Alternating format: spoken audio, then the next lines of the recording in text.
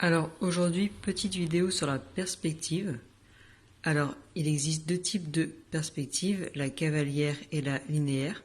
La cavalière, c'est celle qu'on apprend en général en géométrie à l'école.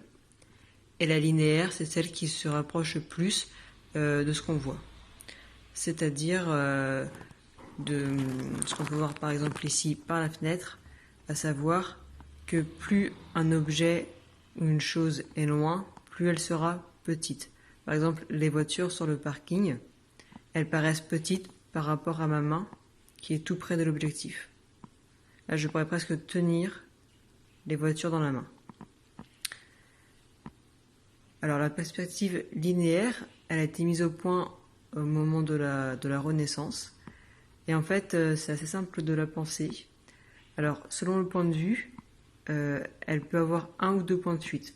Donc, pour construire une perspective linéaire, il faut avoir en tête que toutes les lignes verticales restent verticales, mais toutes les lignes horizontales vont converger vers le même point de fuite qui sera situé sur la ligne d'horizon. Alors sur une photo, on peut très facilement les voir. Voilà, et une fois que ces lignes sont identifiées, on peut, si on souhaite reproduire l'image, les reproduire sur notre support, ce qui va faciliter notre dessin.